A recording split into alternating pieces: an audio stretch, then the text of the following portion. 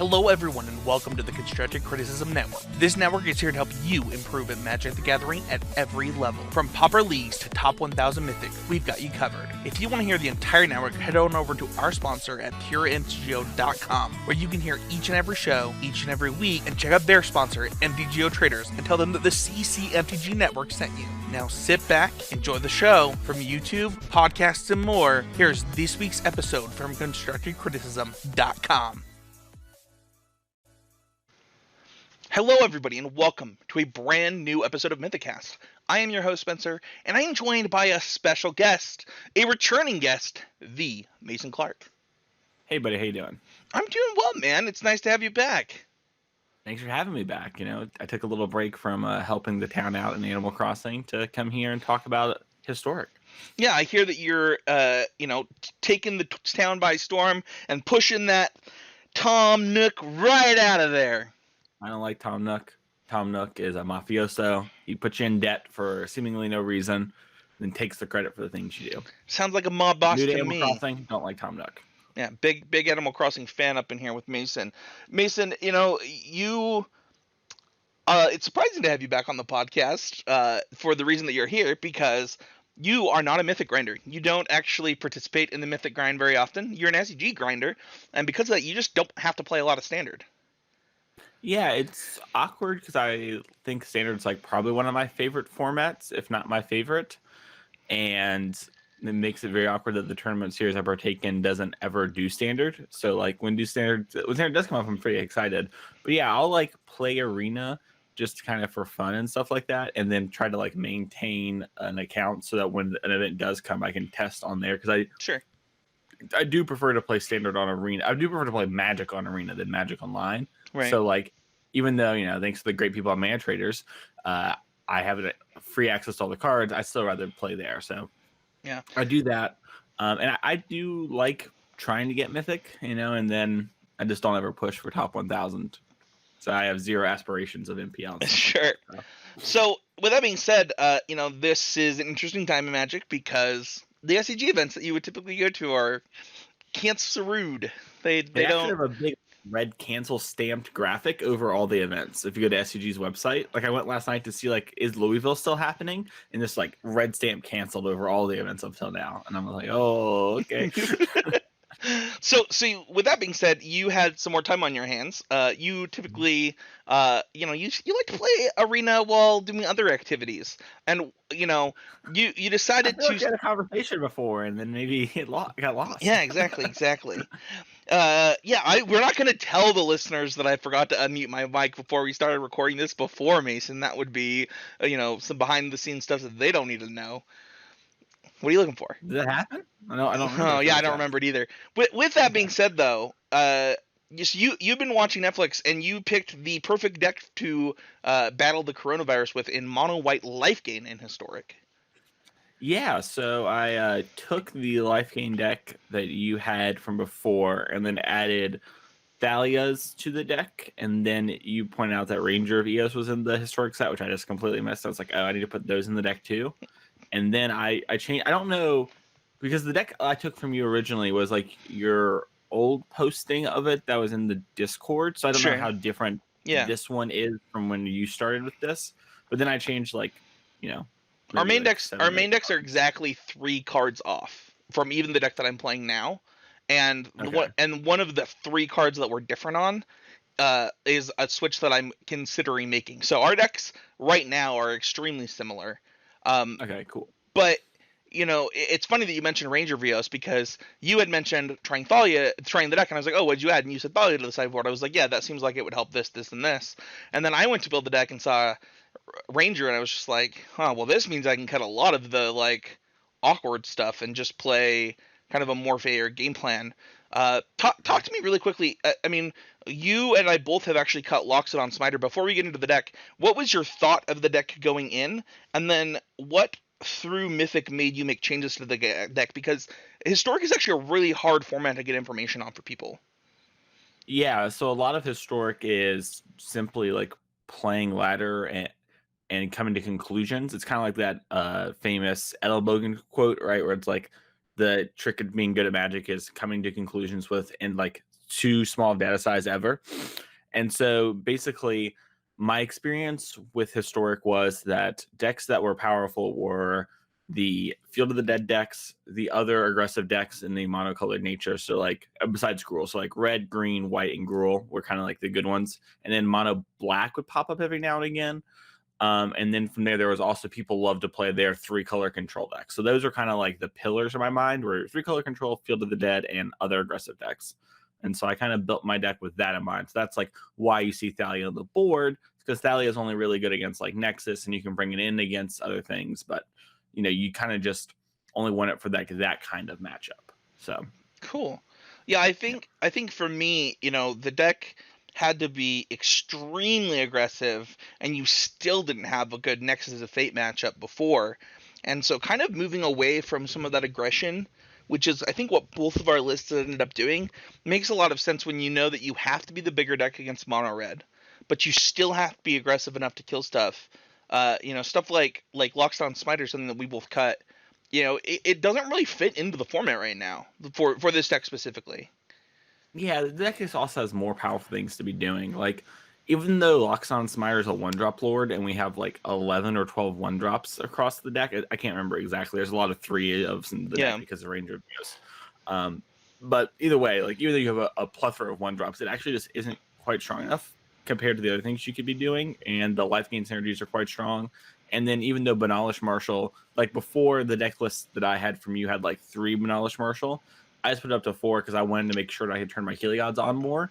And the Banalish Marshall like always gives that +1/+1, which is Sure. nice. And so I That think was the main that was a reason I miss like Heliod- that was a misclick, by the way, on the deck list. You also only had 59 cards when you took that deck list from. Really? Okay. Yeah. I must have auto added a land or something. But Maybe.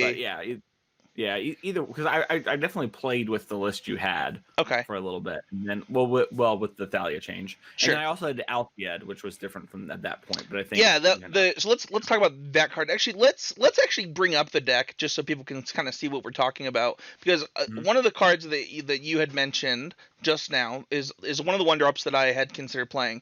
And the reason I had considered playing it even before the new historic set came out was just kind of how awkward uh Sarah's Ascendant was, just as like a Mhm. 1-drop that it's certainly good if you're on the play and you have an Ajani Pridemate, or you have a Heliod or things like that to kind of make it or other things really big. But the problem is like by the time you're at 30 life with this deck in this format, you just kind of don't need a 6/6 flyer. Like you've already got something that's good enough somewhere. And so for Sure. me, Mhm. I have your list on the screen, but I actually cut down to 1 Sarah Ascendant and played the is it Alfied? Is that what it's called? Alciad, yeah. Alf- and that card is really interesting, specifically Mason. Why don't you talk to me about the kind of giving something protection from a color? Sure. So, and I want to talk about the Saracen too, because I think these things actually do a similar role-ish. Yes, they do, So especially late game. yeah, so Alciad is nice because you're giving a color protection. Kind of goes back to one of the pillars of the format I talked about earlier, which is the Field of the Dead decks. One of their strategies against you is, okay, I'm going to get to like 6, and then I'm going to put a bunch of zombies, and I'm going to chump, and then eventually get a Golos. Now I've got 2 Field of the Deads, and I'm going to Field of Ruin you, and like that's like their plan, right? And so Alciad lets you get in the early damage, and then kind of use it as an like this creature gets unblockable for the turn, because a lot of the time if they have another creature in play, it's probably Golos, and so you're going to have to get through that, but you can kind of push through damage that way. So Alciad's nice in that match, and then the other pill of the format, it's great against the 3-color pile decks, right? Like it stops it to Fairy Minus on like a big Johnny's Pridemate. It basically beats all their removal except a board wipe. So that's great. And then in the other pill of the format, the monocolor aggro decks, I bet you can figure out why protection from a color is good. So that is Yeah. why I like Althea. This is basically everything going on. It just kind of like was like, Chapow, I'm here to get you. It also really helps because once you add Ranger of Eos, your Ranger can now actually grab an interactive spell rather than just threats, which is something that if you don't have this card in your deck, right? If you're playing, kind of the different style of 1-drops that you could be playing in the slot, it's gonna be a little bit harder to get that going. Yeah, for sure. Also, the other 1-drops, like it cannot be understated that Alciad has lifelink, and so like it does like a lot of times you want your curve, if you could, be like lifelinker a Johnny's Pridemate Heliod, or lifelinker a Johnny's Pridemate another Johnny's Pridemate Leonin Vanguard. And so like having something to trigger your Yeah. pride mates, especially matchups where your opponent isn't getting on the board, is very big. It's kind of like that creature gets stronger and stronger each turn. So One of the things that I think that you did is you actually cut a Vanguard, and a yes. Soul Warden, and I had cut a I think that I had cut a oh my gosh, what is the name of the card? Looks like you also cut the Legion's Landing, which makes a lot of sense to me. You're down to, unless that's from my, I don't know. At some point I had done I that kind of also. leave my yeah. Yeah, yeah. I was gonna say I don't remember if that was post my list or different. But one of the things that I really like about Leonin that you kind of mentioned here is that Leonin can act as something as a lifelink creature while being more aggressive against the aggressive decks, but you still chose to cut it. Is that because you wanted more types of things to grab with your Rangers, or was there another reason? So at that point, what happened is my deck had like I think it was around. I still had 3 Heliod's in the deck because that's what the original version had, Yeah, and I wasn't really about that. I was kind of like, I just kind of want to draw this card every game. sure. It's legendary, but like if my opponent is playing one of the 3 pillars, just like these 3-color pile decks, they have like Teferis and Right. uh, not Binding Vixen, but Conclave Tribunal and stuff like that that can get rid of them. So I don't really mind having the extras. And the other matchups, you just kind of want it. And so there's that, but also one of the problems I think with Leonin Vanguard is it's nice at stalling and against the other aggressive creature decks, but I actually find that against all the creature decks, we're either going to run them over with an insane Primate draw, or we're going to sit back and then win. Mm-hmm. Like it's kind of what I wanted to talk about with Saracen earlier, but our role normally is like, okay, if you have the insane Primate draw, you Primate them to death. But if not, you kind of sit back, you get things a little bigger, you set up a Heliod, then Sure. you give your Primate lifelink one turn, and then that kind of like swings the game. So Leonin Vanguard is nice in that sense because if it gets to a board stall, it's a way to trigger the Vanguard and actually give you instant life gain and work towards Saracen as well, which we mentioned before is the reason I have 2 of those is I wanted to actually be able to draw them sometimes and not have to Ranger of Eos for them, because in the mirrors and against like Gruul and stuff like that, and mono red and mono green, specifically mono green, really like that kind of card to eventually just closes the door because you get some Soul Wardens, they have to progress their battlefield, you get the 6/6 suddenly, and then now you're kind of smacking them. And even though they come out a lot, it's still kind of just nice to have that kind of pre-boarded effect. Yeah. For those matchups. So let's talk about cards that come out a lot, because you also stayed with 2 Daxos. I've gotten a lot of crap for this. A number people are like, no, this is like one of the best cards in the deck. You want 4 of it so that you can play Soul Sisters. I'm like, no, I do not. This card is like specifically to like slow the game down to a crawl, and like it comes out in so many matchups. Talk to me about like, I mean, I like never cut Daxos. You never cut it? It's in my, if you see on my sideboard guide I posted on Twitter, I never cut Daxos. Interesting. So basically I just kind of like trim 1-drops most of the time. Sure. Because so my kind of philosophy on Daxos is that game 1, it is a bad Soul Warden that has 2 devotion and it is great to put Heliod counters on. Yep. Because in the mono matchups, it just becomes like a 4/7 is just like weirdly bigger than anything can beat. It's like, okay, Galta gets me and that's it. So I like it in those kind of matchups. And then post board, I still kind of want that instant life gain. And I do want the devotion to turn my Heliods on. Sure. And I think a lot of the 1-drops are kind of worse in a lot of matchups. Or so the thing that happens is those are worse, or Johnny Strength of the Pride isn't good in that matchup. Right. And that's kind of your trump card. Like that card's like your, like I played against a deck that was like this insane, like Arcane Adaptation, Angel, and the Bishop that when an Angel dies, you make an Angel gain for Divine Visitation deck. And I was like, oh my gosh, my opponent's at like 900 health.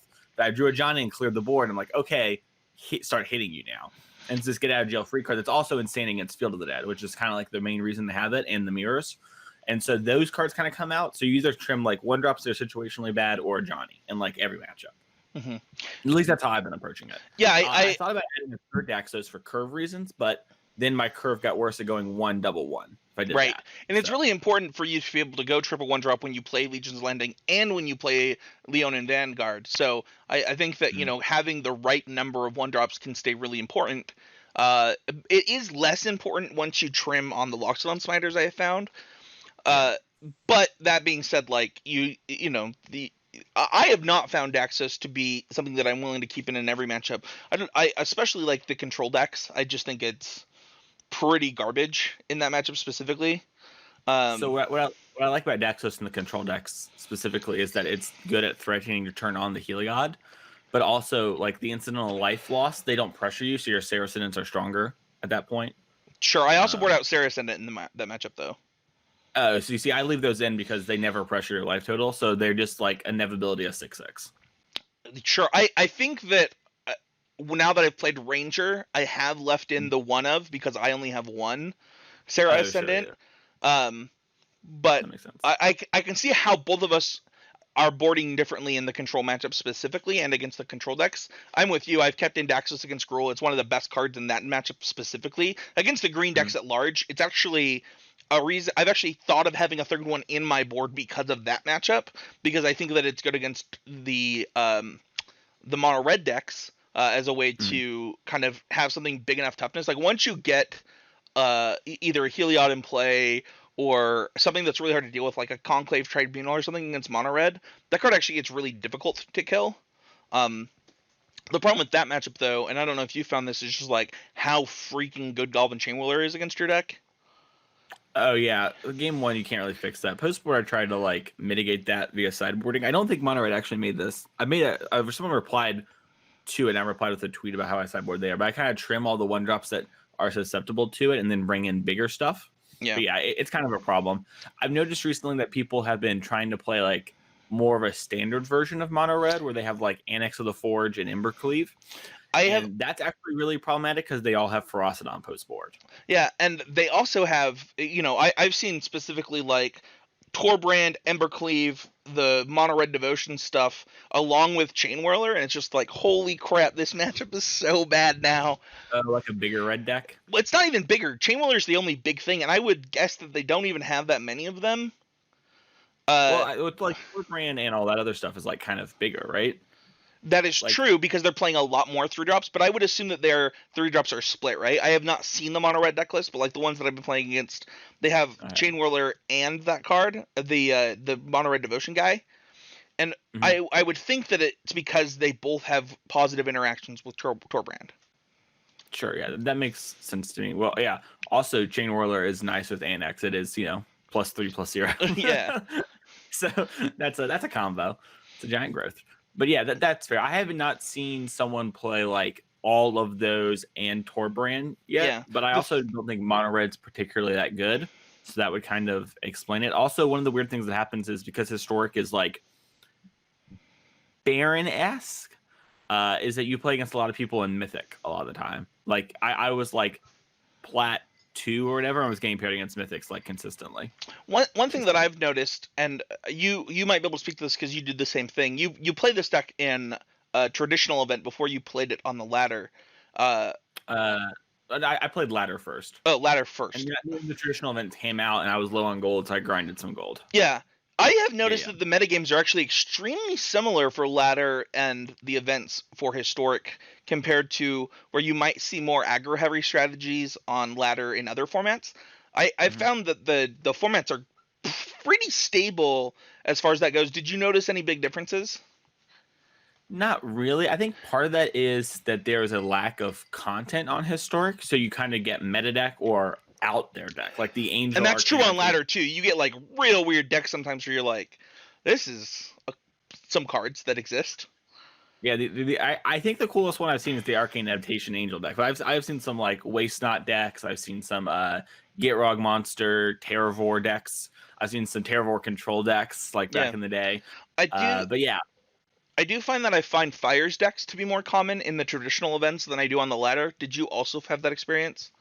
I've played against a lot of Grixis Fires on ladder. It seems to be like a popular Mythic deck. That's the same deck on the events. So maybe I just am missing those on the ladder then. Yeah, that deck is interesting, and I think very bad against us, despite how it would seem. So I've been very happy when they like play their Grixis lands. I'm like, oh yeah, play your Fires and your Nico Bolas.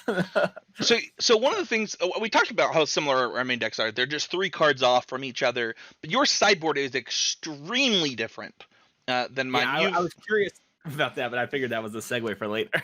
No, yeah, I think that our sideboards are extremely different. But you actually have a lot of cards that I've been thinking about. One of them being Settle the Wreckage. You still have the extra Johnny in the board, even though you cut a Conclave Tribunal for it in the main. No, you actually said you cut a Legion's Landing for it, or I think so. I think either way, you cut a 1-drop for it. Yeah, I did a bunch. I did a bunch of sweeping changes at once for Right. the deck, and then I kind of kept it like that in the main deck the whole time. And then, the one thing I did change is I cut a land for another Castle Ardenvale, which I think was different. I have 3 Ardenvales and you had 2. Yeah, that And was that was something that I was going to talk about. Was that because of the cut of the Legion's Landing? So you wanted to always have an active land? not really. No, it was just more like I kept running into grindy decks or whatever, and I would realize that like if I could just like do something, even though Sure. I'm So drawing so terrible. it's for a similar thing to what I'm saying. The reason that Yeah. I only had 2 castles is because I just thought that when I had 4 Legion's Landing, I always would Mhm. rather be activating the Legion Landing because it makes a lifelink token, and Yeah. had to mulligan a couple of hands where I had 2 castles, because at one point I actually had 4 castles. Yeah, this come up every now and again, and it's an active fear about playing the third castle. Is that like your chance of having a castle draw is much higher, where you just have 2, where like you keep a reasonable amount of one landers on the mall. Right, that Um, happens too. Yes. yeah, and so like if you have the castle, it kind of makes those a lot worse. That all being said, I still think on the average, people really enjoy playing their grindy control decks, and so just having one that they can't interact with, because I think part of the problem with those matchups too is they're pretty good at like killing your creatures, like, and keeping you scrapping by most of the matchup. And so Legion's Landing is nice if you get it out early, but in the late game, it can kind of just be a 1/1 for 1, which isn't the worst, but not the best at the same time. I So, actually have had it bad that it flipped on me before because it deactivated my Heliod. oh, that I was happens like, all the active time for everything, me. and Yeah, I was that like, oh happens, and no. I always forget too. I'm like, yeah, just slam in, you're dead, and then it flips, and my Heliod's. I'm like, oh crap. Yeah, I learned that one time and never again. Oh man, you're so much smarter than me. It's taken me way more than one time. So, but before we get too lost into the castle versus the Legion's Landing, I completely agree with you. By the way, I typically always want one thing to be activating, because the deck gets flooded a lot. It's something that you asked me about. I said you could play more Johnny's, and then I actually texted you when I saw Ranger Vios and was like, this solves the flood problem like a lot. You can get a lot of equity out of Ranger Vios, I think. But you've elected in the sideboard to go but all glass caskets and no other cheap interaction spells.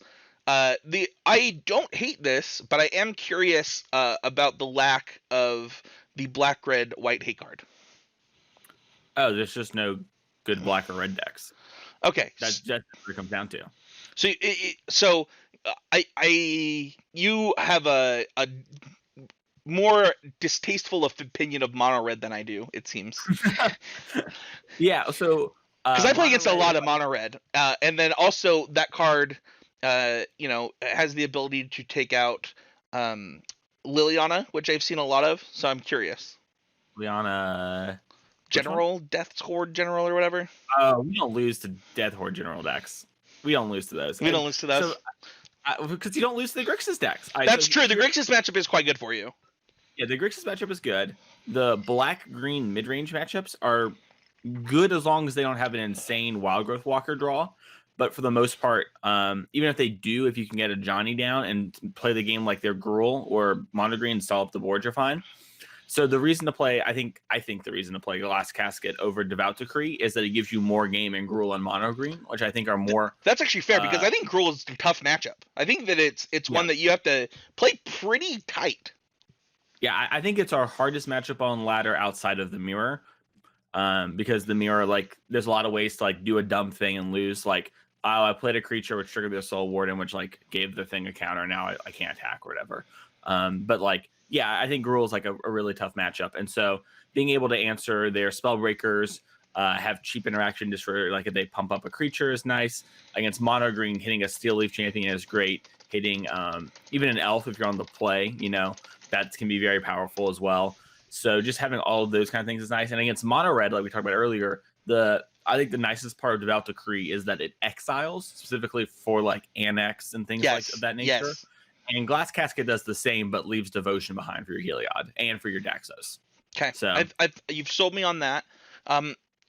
For what it's worth, when I saw your sideboard, I liked a lot of it. So, but I think there's a card you don't particularly like. I'm excited to talk about that one because it's one I love, but we'll see. Is it Dawn of Hope? Because I think the card's sweet. I don't know. It's a guess. I think Dawn of Hope is like the sweetest addition to the sideboard by a Okay, that was pretty the one I thought you might substantial. not like. Oh no, I didn't even think of the card until I saw your sideboard. I was like, yes, let's Yeah. go. So talk to Donna me. Hope is Talk to great. the people It's about also Donna you Hope. don't lose to these Liliana decks. Like so Liliana decks in general like normally can't interact with enchantments because for the most part they're like Grixis decks, and if they are black green, we kind of talked about that matchup a second ago. So you play this card, and then now your Soul Wardens and your Daxoses and things like that. And it's part of the reason why I don't trim Daxos in those matchups is now I have a way when every time I play a creature, I have draw a card attached to it. And so you kind of just chain through it. And then if you just have Daxos off the top and you have like a lot of mana and you have a Dawn of Hope, it's like, okay, 6 mana draw a card, which is a lot. But in those matchups, you would spend your whole turn just to take, a card. So Yeah, it's funny because when I saw these Dawn of Hopes in the sideboard, I immediately thought to myself, this could be a reason that you would leave in some of the sister type creatures against control decks, and you've already pointed that exact thing out.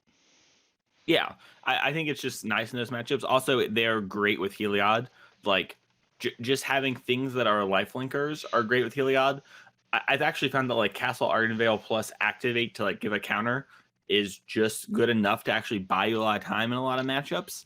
Especially when like the control deck's trying to turn the corner, because I think people underestimate just how quickly life linking that scales happens, and then just how out of hand Heliod gets. Sure. So having Dawn of Hope is like another way to do that and to go find your Heliods. Also, those decks really rely on like Thought Erasure hitting a good card from you, and so maxing out your deck with cards they have a hard time interacting with is nice. Yeah, I think that makes a ton of sense. The only card that I wanted that I didn't quite understand that I thought you could give some perspective to me on in your sideboard, I understood Glass Casket being better against Gruul. I did not think of the fact that you had different types of cards for the Grixis matchup, which makes a lot of sense. But Ajani, Adversary of Tyrants, I see that you've gone in kind of a different direction as far as your threat suite. Why Ajani, Adversary of Tyrants?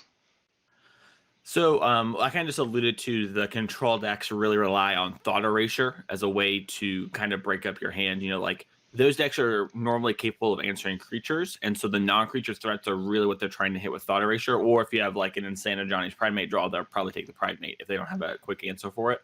So I want to have something that can get back my Johnny's Pridemates, get back my Alciad, stuff like that. So it's like a rebuy on my more powerful cards. And also rebuying Alciad is just a nightmare for them because now they have to answer the board and they have to like get through the Alciad, which means they probably have to kill the Alciad first so they don't have a board wipe. And now they have to answer this Ajani, which can run it back. But Ajani also threatens to actually like win the game. Mm-hmm. One of the things is that like Strength of the Pride is nice. Like it kind of wins the game a lot of the time. Like I have killed a lot to fairies at 7 or 8 loyalty. And then that's just been kind of good enough for my Ajani of the Pride. And then they kind of try to go the distance from there. But the Strength of the Pride also makes Pridemates, which is nice. But this one, like if you get to the ultimate, making 3 1/1s a turn will normally just kind of end the game. Yeah, have you ever heard of Elspeth? Yeah, exactly, right? I never actually got to that point, but the +1/+1 counters actually matter a lot too. Because like against those decks, you kind of want to like send your threat in waves kind of to make them answer them. And so you're like, want to send out a couple threats, leave up Alciad mana. Okay, now they have to kill the Alciad. All right, I'm going to use my Ajani, buff these like 2 Soul Wards, hit you for 4, go. They're like, Ritual, play a Bolas. And you're like, okay, buy back this Alciad, play this Pridemate, go. And then like, okay, if I attack this, then this is going to happen, and these things are going to get bigger. And that's assuming they don't even have anything. So a lot of times against Grixis, like, I'll deploy these threats that I know they're hard for them to answer in like various ways and just kind of pinch them, even if I could just like slam a Banalish Marshal and hit for 7. It's like, okay, well, I could hit for 7, or I could do this, and that kind of pinches them. And if they use their turn to answer that, then I can do this on the next turn still. Right. So, yeah, I think diversifying the threats. I really, I'm very interested in the Ajani Adversary of Tyrants. I think that it makes a lot of sense. Did you consider just making that the Planeswalker, the second Ajani in your main deck? 0 chance. I think Strength of the Pride is too important against the mirror matches and the Field of the Dead deck. The mirror matches like make the a lot Field of of the sense. Dead decks have a really hard time killing you, so those games go really long. Right. Assuming you don't win. So, like that makes sense. Cool. That's everything that I have. I'm gonna post a link to your tweet with your sideboard guide and the additional tweet with the sideboard guide to mono red. Is there anything that you want to tell people about this deck that we kind of haven't covered? I know that we went into kind of specifics of the changes that were made, but I think we also gave a lot of insight into matchups, the kind of decks that people are going to face, and kind of like you said, the pillars of the format. Is there anything else you want to add? Deck mulligans pretty well for a mono white deck. Think about how to sequence your Surprisingly one well. drop. I agree with that. Yeah, yeah. I think about sequence your one drops is really important. I also try to think about if I drew a Johnny's Pride Mate for turn, like if I'm on the play, basically my hand's like kind of good. Like which one should I be leading on as well? And if I have a stronger line in general, then what will happen if I draw Pride Mate? Like if I had like Leon and Vanguard into like Double one drop. Leon and Vanguard Snare Ascendant, for example, like I'll do that over maybe doing something like a Healer Hawk on turn one, Sure. or like Snare Ascendant on turn one of that same hand. Because if I draw Pride Mate, I want to make my Pride Mates big, and I think just like trying to maximize that is very important. And then I would say don't. You can go really long for a deck that doesn't have like inherent card advantage. You just have like make tokens as your card advantage, but that's really strong with Heliod. And I think that's it. Can we rewind, because I want to call out a play that you mentioned, and I think it's not super obvious why it's better.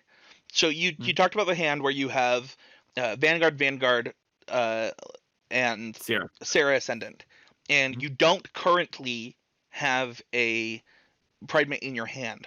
What you're saying is that the importance of turn 2 Pride Mate is so high that you would rather play the lifelink creature first, so that if you draw Pride Mate, you can then play Pride Mate on the this is on the play specifically, I assume. Yeah, this is like on the play game one in the dark. Like you don't have any information, and 2/3 of the pillars of the format don't play one drops, and there are ones that do play elves normally, so you can kind of trade those. Right. So. Whereas you can then follow that play up with those same 2 1-drops that you have left over, and the Johnny on that exact same time, that Johnny's Pride Mate gaining that 2 life before the next combat step actually makes up the 1 damage that you would have missed had you played it in the other sequence. So it actually evens out, and you get the upside play. Yeah. And so just think about that kind of stuff, and like, you know, if your play doesn't look particularly strong, no matter what you're going to do, you're going to draw a Johnny, then just play whichever one's going to do the most damage. That'd be my kind of assessment there. And then protect your Soul Wardens. When I get my Heliods going, I try to always buff Soul Warden against decks where I think they have like Chain Whirler and stuff like that, because think of how big too. A really good example of this is a lot of times when you start buffing your creatures, especially like Soul Wardens, you're trying to slow down the game in a lot of ways, and that actually means that your creatures need to be beefier than your opponent's creatures so that you get free blocks on important creatures. So I've had times where I need to make my Soul Attendant or Soul Wardens specifically 3/3s, 4/4s, or 5/5s depending on the matchup. That's like a weird scale, right? Like a 5/5 is way bigger than a 3/3, but at the same time, like against some of these Gruul decks, you need to think about things like Embercleave. You need to think about things like not Chain Whirler out of the Gruul decks right now, but you know there's tons of things that you need to think about. Domri coming down to committing a fight or things like that. So I would encourage people to really heed Mason's advice on that one. Understanding how big your creatures are supposed to be with your Heliod counters. Your Benalis Marshal is the same way. That's another one that you really want to protect and make sure that it gets out of range of certain spells. Yeah, like Lava Coil, things like that. Like a big play in the Gruul deck, for example, is like Burning Tree and then like Domri's Ambush. And like that is a like huge blowout play. Like if they do that on your Benalis Marshal, that is like normally game over. Right. So if you can afford to play around that by like playing a Soul Warden and then Benalis Marshal, you like trigger your Heliod as a creature, make your Benalis Marshal 4/4. It's like, all right, have Lava Coil or bust, Yep. And so just that kind of stuff. Cool. So. Well, that, Mason, is going to do it for the deck portion of this. Where can people find you, man? You can find me each and every week on Constructed Criticism. You can find me on Twitter at Mason E. Clark, and you can find me at Twitch at twitch.tv/TheMasonClark. When can people expect an announcement of the new host? What day is it today? What time? We got like 18 hours? 19 hours? Till you announce it? Well, yeah, because we're gonna record the episode maybe tonight and then have it up for tomorrow. Oh, So sick. So they'll know because the person's just talking. yeah, exactly. That's the plan. We're gonna like post her picture on Twitter and be like, "This is the new co-host," and like, "Here's the episode with new co-host." Awesome. So yeah, I actually have to record. Kling was like, I wanted to do a goodbye thing, but he doesn't want to like be on for an episode, so I need to get him and like record a little chip it to like put in the episode. So Awesome. snippet. I don't know. I said chip it, which is technically, I guess, a thing. But If people want to support Team Nova and the Nova Cadets, where can they do that? Yes, the team I'm on, Team Nova. You can go to patreon.com/NovaMTG.